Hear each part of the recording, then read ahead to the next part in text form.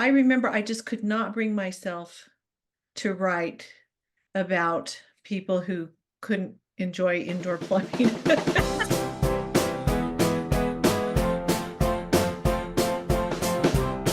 Hi, readers. So excited to have you here tonight.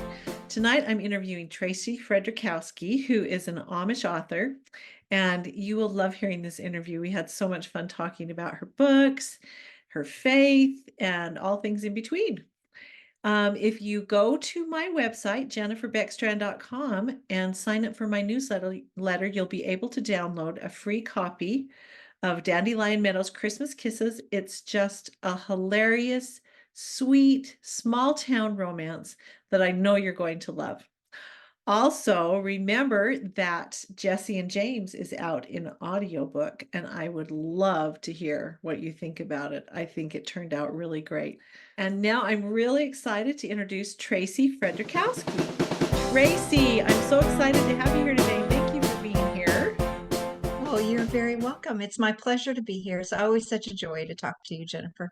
Oh, you too. I have to tell everybody that Tracy is kind of my guru, and she's helped me through more than one existential crisis. So thank you for that. Oh my goodness. Well, like I said, you're a joy to talk to, and that's what us authors do, right? We help each other. We pat each other on the back. We lift each other up when one of us is down. So we are so thankful and blessed to work with a group of women, even men. We've got some great Christian fiction authors that are men that we work with, and I wouldn't, at this stage in my life, I wouldn't want to do anything else, and I wouldn't want to surround myself with anybody else than this group of authors. I so agree. It's so great. Yes. And anytime, and we're also busy, right? So we rarely visit with each other. But when we do, with anybody in that group, I always just come away so uplifted and so wonderful. So, yes, thank Absolutely. you. But yes, You're and you always have something very insightful to say about my latest crisis. So, thank you. That's wonderful. Well, so tell us a little bit about yourself and your writing career. Oh, where do I even begin? I guess in a nutshell, I think I tell everybody that I am just a little country girl from northwestern Pennsylvania that grew up in the heart of Amish country, surrounded by the Amish, and I didn't even know they were different than we are. My father raised us just like just like that, you know. We lived on a farm. We ate what we grew.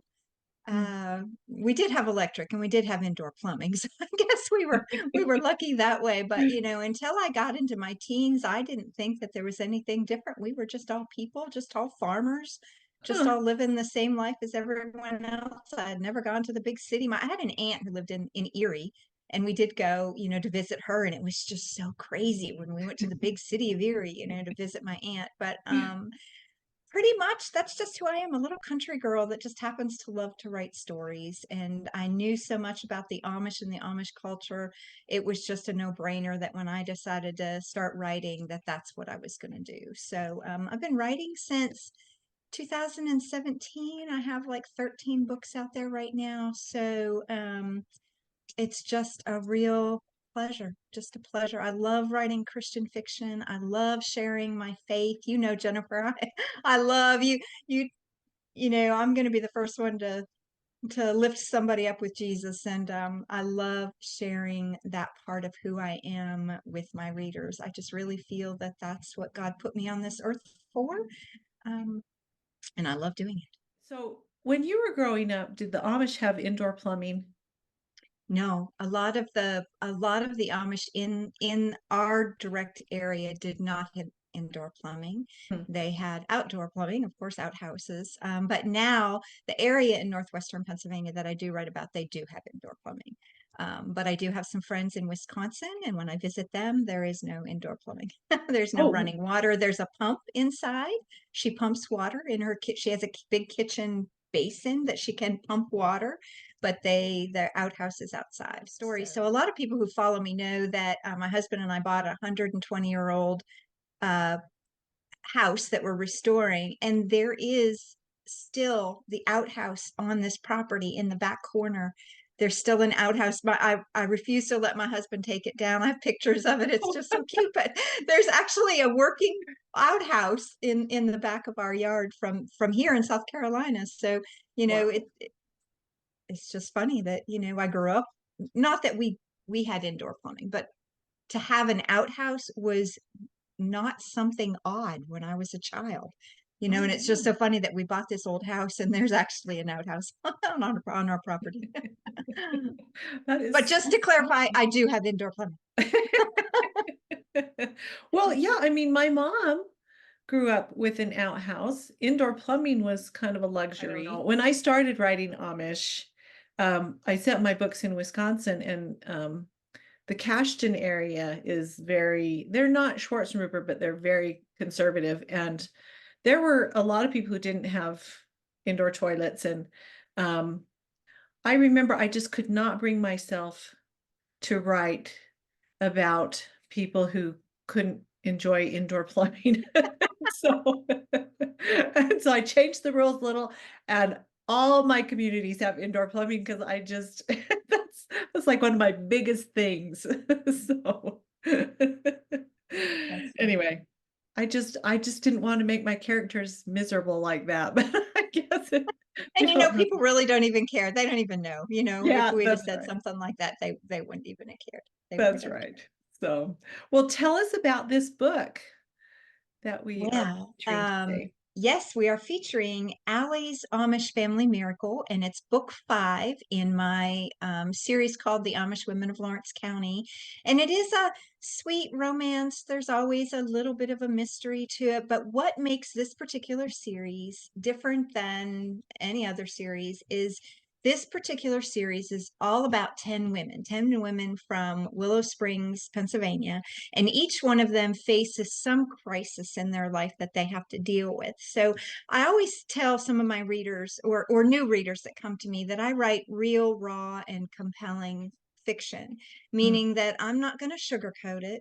It's not all white picket fence. There are going to be challenges. There are going to be life circumstances that they have to look to the Lord to get them through. And this 5th book in the series is no different. Allie is Mennonite. She falls in love with an Amish man, and their two worlds collide.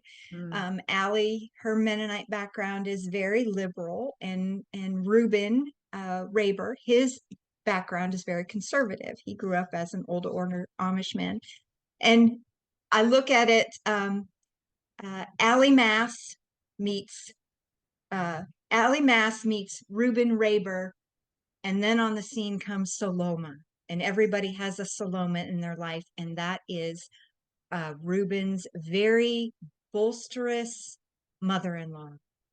So Saloma, uh, you just want to slap her.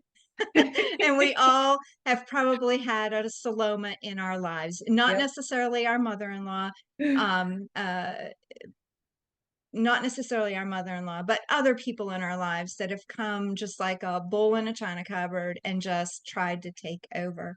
Mm, And so this story is about this mother-in-law who does not want her son Reuben to marry Allie Mass because she doesn't come from the fold.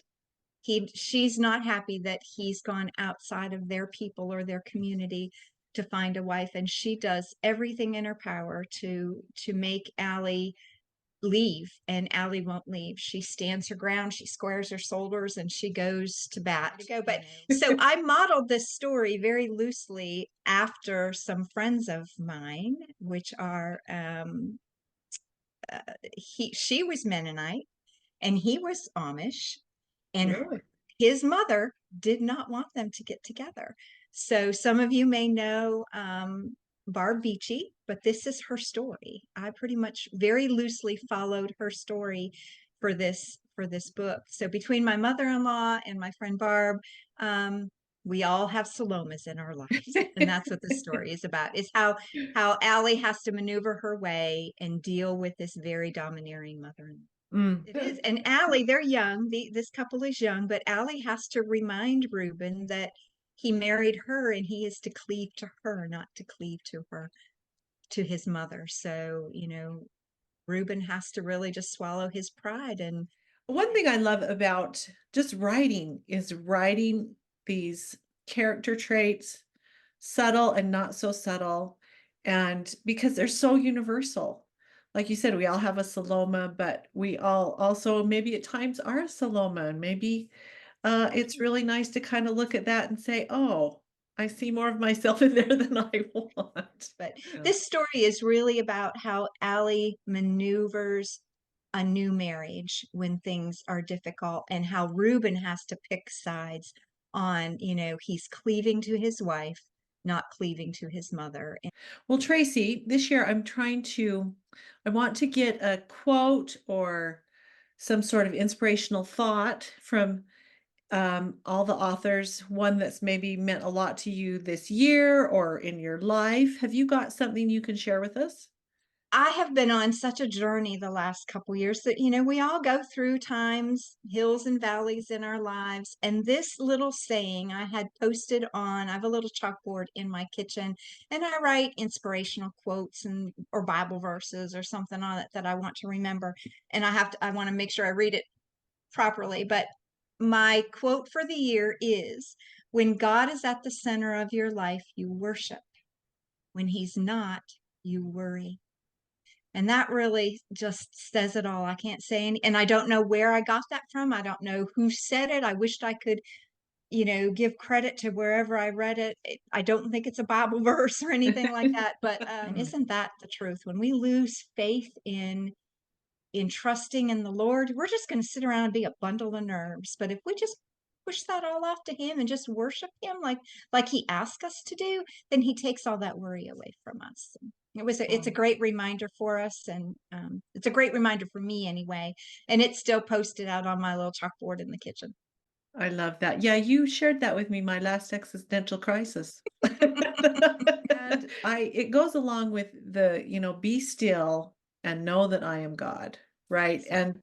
And I love that because it's about knowing where your help comes from.